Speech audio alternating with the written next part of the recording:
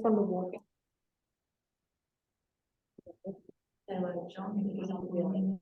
John, how are Yes, you? good day. How are you? I'm good. We're just trying to get you in the main picture. Let us just see how we can get you focused in there. Susan has just jumped cities, just like that. Yep. So Wonder Woman. Done well. And she has, but we're still Can you do we're just waiting for pin, Susan? Actually, pin, remove pin. Yeah, Sorry. that's Lift right. the Okay. pin you, John, so that we can see you, see your big, bright, happy face. How do I pin him? Do you know? Just the dot, 3 dots in the corner. Yeah, pin. There we go. Sorry for my. There you go. Hey. Susan's gone for a swim and now John is here. Thank you so much for coming online, John. How's Darwin? Is it nice and hot? My pleasure. Darwin is like Darwin always is. We have beautiful, clear, crystal blue skies. We're looking at a temperature of around about 32, 34 degrees Celsius. It's the middle of the, or heading towards the middle of the dry season, so our humidity is low. It's a good spot to be. It's not the same temperature in Melbourne, not. I did come from Melbourne a long time ago, so I do remember what Melbourne was like. Oh, so we can't fib about it. No. All right, fair enough. So we would love to talk to you and get you to share your information about what it's like to run a walking tour. So some practical tips in terms of how did you get into it? What are some things, if you want to organise your walking tour, to remember? They've gone through the legislation here in Victoria. I'm very conscious that you're in Northern Territory, so it's different. But just a couple of, works well, OHS things you have to think about, things that work and things that you thought, gosh, if only I would have known that. Yeah, all right. I guess my background is a long time working in the tourism industry. I actually started driving tour coaches around Australia, believe it or not, about 1975. So I did that for around about 20 years, moved here to Darwin 23, 24 years ago as an operations manager for a national coach company. Did that for about 5 or so years. Went around the corner to another organisation, did work for them for about the 5 or 6 years as well, and then basically got sick of working for idiots, is how I put it. So now I work for the biggest idiot of them all, myself. We started the tour, our business Walk Darwin. You ready for it? 1st of April 2014, April Fool's Day 2014. It was meant to be a retirement hobby. I'm sort of getting to the age where I thought, I've been working pretty hard all my life. It's about time to sort of ease back a bit, driving long distances, that type of thing. And yeah, I'm ready to chill out. I'd done a little bit of walking tour guiding for a friend of mine up here, and thought, yeah, I can handle this. Is good value. It's good fun. And like I said, he sold his business. The walking tour business then went out of business. I went basically got too big too quick. Sank too much money into it and got themselves into all sorts of strife. So we felt that there's an opportunity for a new walking tour operator to come in, which we've done. We started off with one tour, our History and Heritage Tour in Darwin, which is around about 2 hours duration.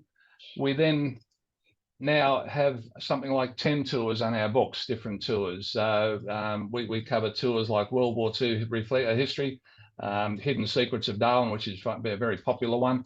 And this is stuff that people walk past every day and have absolutely no idea what's there. We also do tours around the Botanic Gardens. We've even got a cemetery tour that we do, Chinese heritage. So there's a lot. But as far as sort of getting ourselves organised, I guess back in the early days, it was fairly inexpensive here in the Northern Territory to start a walking tour business. That it's really all we needed was public liability insurance. It was just myself in the early days.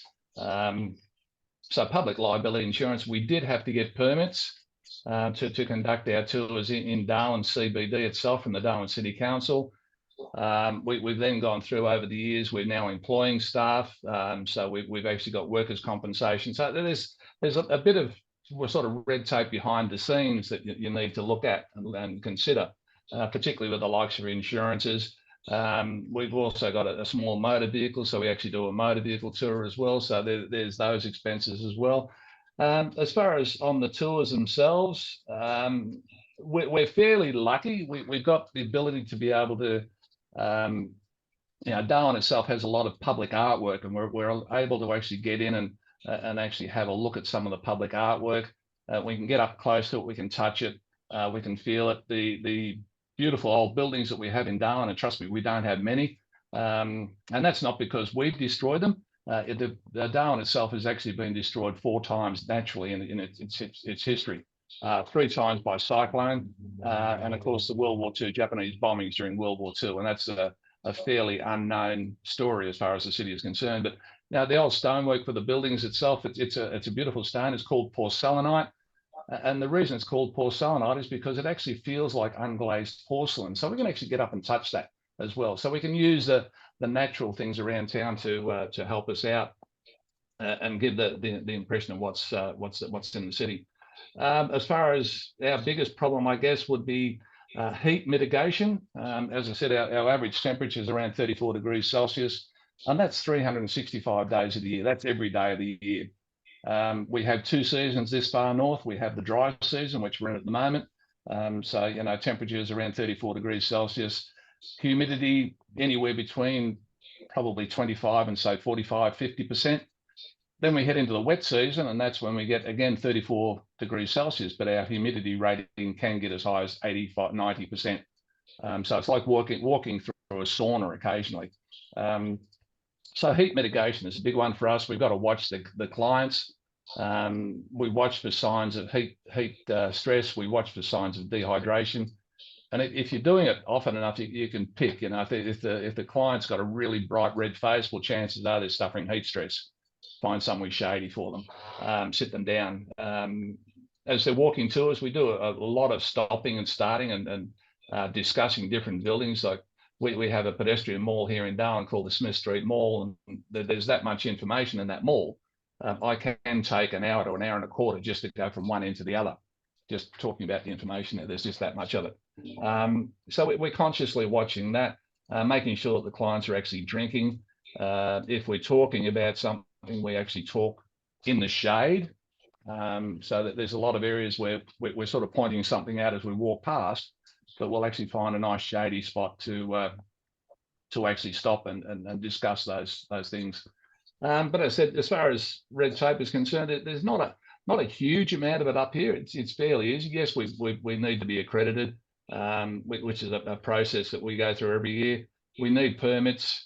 But that, again, that's just a fact of doing business up here. But again, I'll reiterate Susan's words. You've done great to start at this particular point in time, and you're really with a good organisation that wants to help out and promote new guys within the industry, because it's as sad as it may seem. I'm one of the ones up here that sort of says, being a tour guide is becoming a dying race. We're getting old and we're getting tired, and yeah, they're few and far between. So it's good to see new faces coming onto the scene. It's absolutely fantastic.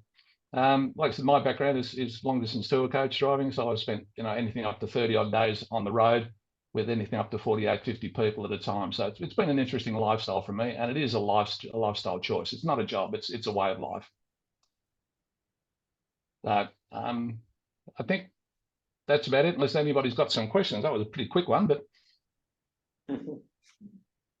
anyone from a walking tour perspective, anything? Oh, that's a good question. I'm towards myself. Yeah. Oh, where am I? Oh, there I am. I'm just curious about walking tours and your clientele up there. Getting a lot of international tourists may have a different approach for working with domestic versus international. I guess one of the things that you've got to remember with the international side of it, I'll come back to the first one first, but with internationals, even Americans, one thing that you have to remember is that, yes, they speak English, but to an American person, the average Australian talks way too fast. So you've got to slow things down a little bit. It's not because the people are slow, they just don't understand you. It's as simple as that. We won't go there. But as far as our clientele is concerned, it's a really mixed bag. When we started out, it was predominantly domestics, because we decided that this business had to grow organically. It had to grow by itself.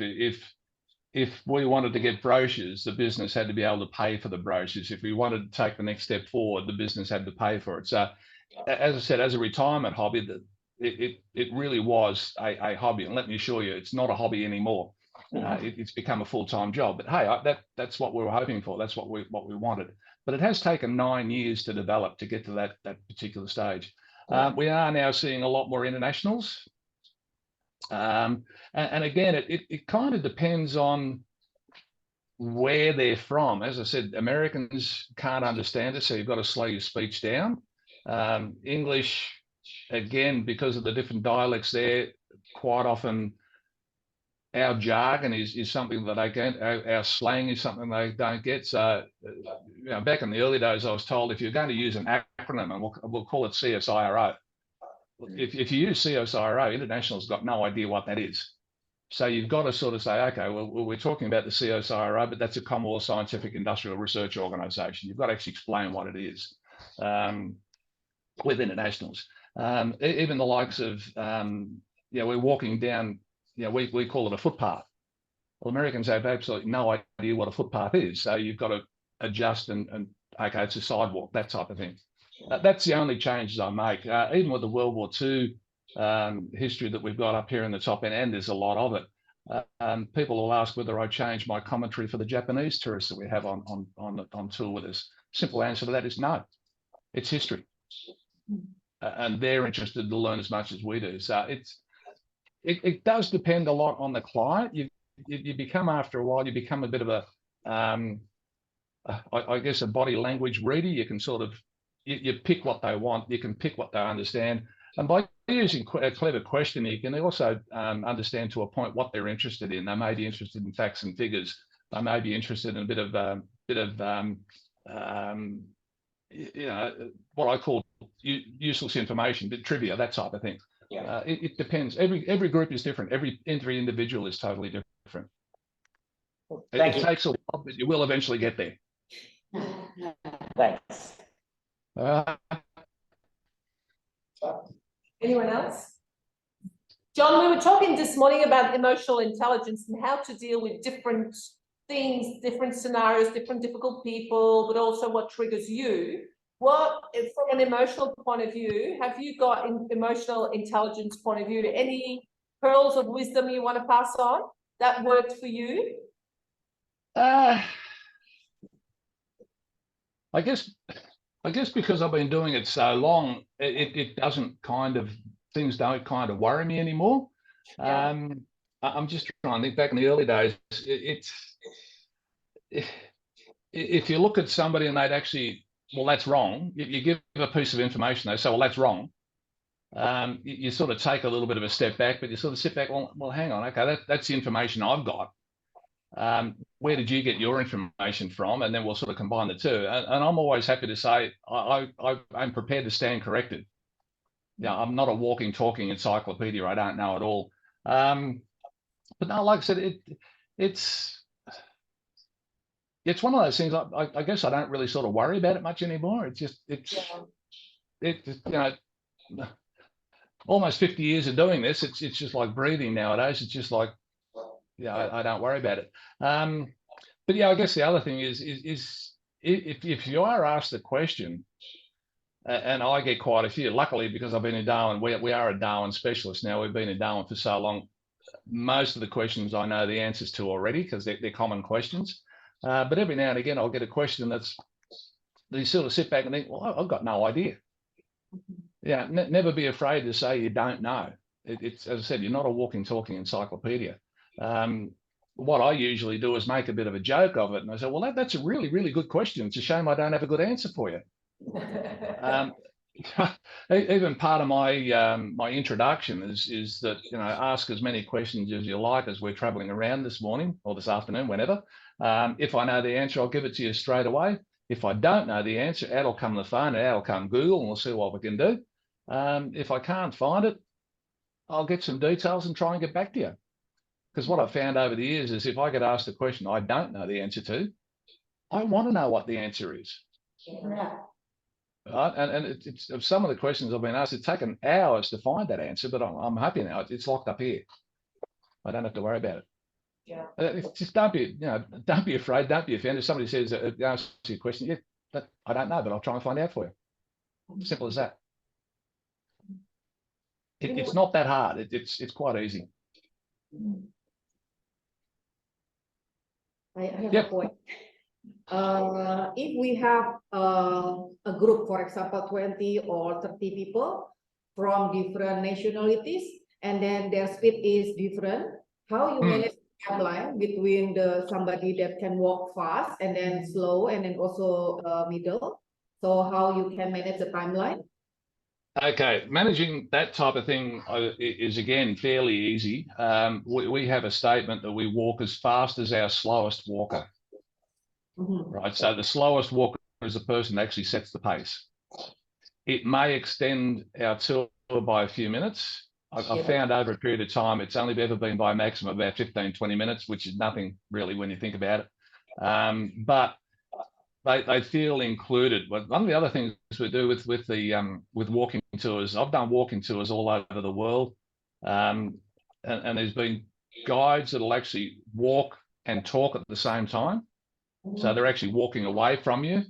And if you're a little bit hard of hearing, you just don't hear what's going on. So what you do, and I train our new guides to do exactly the same thing, is if there's a point of interest coming up, we actually stand and wait for the group to come up so they're around us, and we don't actually start getting commentary or talking until the entire group is close enough to hear us.